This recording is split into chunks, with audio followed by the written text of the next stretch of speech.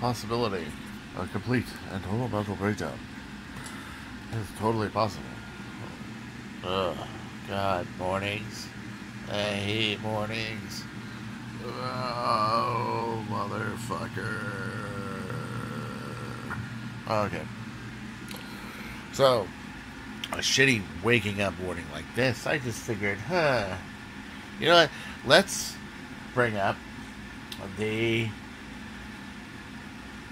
5 top reasons I dislike HvZ. What are they? Oh, fuck. Get more coffee. Coffee will do it. Oh. Okay. Oh. Let's see. Let's just start with number 1. Number 1. You are usually stuck with stock or low-end modded stock. Why is this a problem? Well, okay. The original HvZ organizations had a policy not to hurt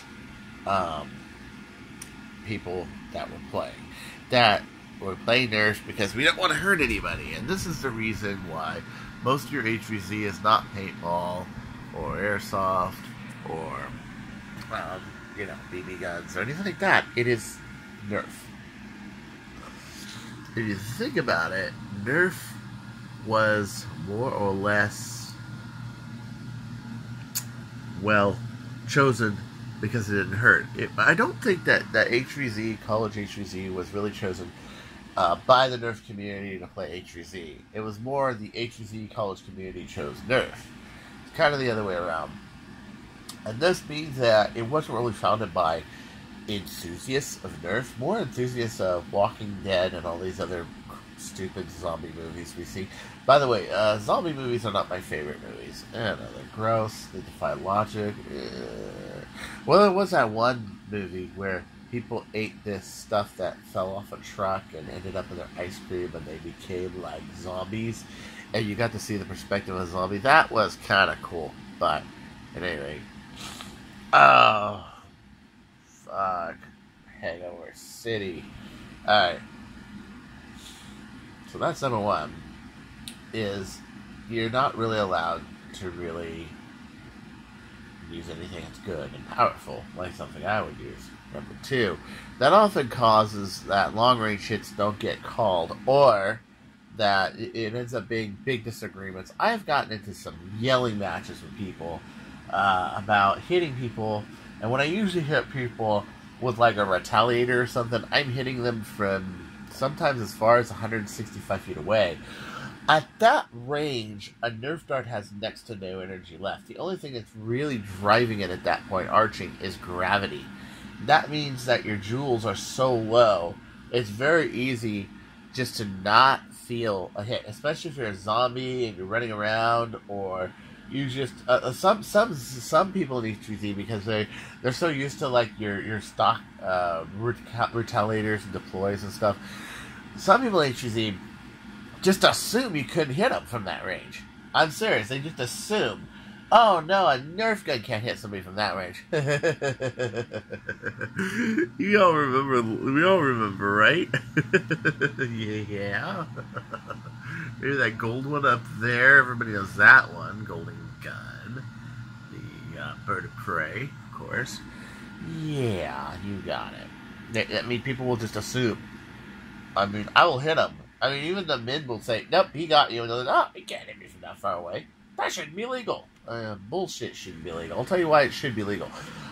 Because in real life, you're going to have 30-06s, you're going to have 50 Brownings, you're going to have 338 Lapuas, you're going to have 308s, okay? People are going to shoot people from 500 yards, and if you think about it, that is actually a better strategy. Is if you see a zombie wandering towards you from 500 yards away, is to create as big of a perimeter as possible. And I know that works because I did that in HvZ, and the bigger perimeter you can create, the better. Next reason that I don't like HvZs. There usually isn't a dart pickup. This means that while you're running, you have to pick up your darts. And if you bring something like, one year I think I brought 500 darts, I came home with 100. Right. But you're usually running and gunning. And if you're really far away from your ammo after you fire it, you're not going to recover it. And this means that people often use HvZs to get a bunch of darts. You know, it's not a big deal now that you have all these Chinese knockoffs. But usually Chinese knockoffs are frowned upon unless they're Vowberries or they're Waffle Heads, because they're usually hard tip. But when Chinese darts came out, it was like, oh, okay, I'll just buy 500 darts to get HvZ, it's no big deal. But it does indeed raise the price of admission either way. I mean, if you got an HvZ where your donation's $10 or $20 or whatever it is, there's always a donation, okay? You're supposed to not have to pay if you don't, if you can't pay. But, let's face it, you need to pay, okay? But, added to that cost is usually the cost of darts. You can spend as much as $30 or $40 just in darts, okay? Do put in mind that some of these HvZs can be very intensive, the missions can be intensive, and you might not have a lot of chance to pick up darts. I've seen it happen. Okay. Number 4. Every HvZ I've ever gone to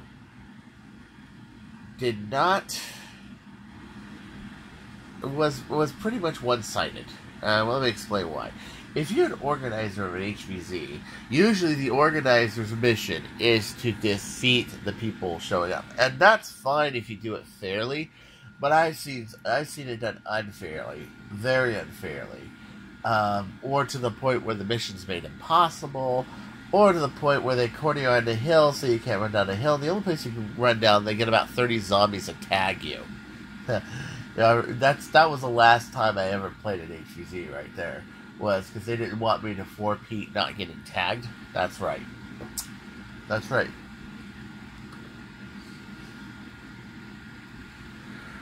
And then, number 5. Last but not least. A final stand after the last objective. I'm sorry. I think that if you're going to plan an HvZ, you plan it so that people can get out of there, get airlifted, and go home. A last stand without an actual ending objective is just stupid. And I've seen too many of them. So much so that often I don't play in the last stand. As a matter of fact, the last one I played in, when there was a last stand, this was the time before the unfair tagging on the hill in Camarillo, that I just mentioned a bit back. I actually couldn't play the last stand because I was limping around and the EMT said, "Oh, what's wrong with your foot?" "Oh, nothing, I just kind of cricked it." Oh, let me take a look at it. And I wasn't in the last stand because he noticed that I had dislocated my right ankle. That's right, and I was walking around on it. I know, pretty tough, huh? But a lot of these last stands, they're not really well written. And what I mean by well written is that an HvZ really should give the Zeds an equal chance and the humans an equal chance. And the best HvZs I've ever seen were actually ones where both had a chance. Also ones where everything is stated, all the stipulations, including that you don't have like surprise people with guns that are zombies and we don't know about it. Okay, because zombies aren't supposed to have blasters, everyone's supposed to return them. That's like Legacy HvZ. All of a sudden the organizer goes, let's give a few people some stripes, a few Zeds some stripes, why not? That's kind of like last minute bullshit. Don't do that. Don't do that. I don't, as an organizer myself, I don't see myself as winning or losing either way. But, you know, if the humans win, the humans win. If the Zeds win, the Zeds win. But let's face facts. There is fair and there is unfair. Also, I like games that there is a chance for a Zed to come back. If a team rescues you, gives you the potion, gives you an antidote. For example, if you hit them with Mega Darts, the trick is, I like the Mega Dart stipulation. Yeah, that's a good step. Because, let's say you have the green Mega Darts with the antidotes, okay? But only the humans get to know about it, and the Zeds don't. This is kind of tough sometimes, because you have to tell just the humans without any single Zed hearing. But it can be done. But but you would have to name some steps. So one time I played a Humans vs. Zombies game where you were allowed to talk. Anyone who talked became a zombie. And everybody was handed a note, okay? There's one note that your team shared. And it said that these darts can cure zombies, right? Well, the way they did this is they made the zombies believe that if you're hit with a green dart, you're actually out of the game. So what would happen is, you'd be a zombie, you're hit with a green dart, you were kicked out, okay? Except you got to stick around for the next round. Because the next round you were human, you just didn't get to know. So nobody was allowed to talk, and the green darts were shot, and the green darts hit the Zeds, and the next round, surprise, you get to pick up your gear and play as a human again. Yay! It was pretty cool, actually. But it was not an organized HvZ. It was just a league game that one of my friends were putting on. It was a really good stipulation. Because it was a very big surprise, and people that were bummed and they couldn't be zombies. There were a couple of people who actually play Humans vs. Zombies to be zombie, and were like really surprised. Oh wow, I get to pick up my blaster and be human. So that's all for now.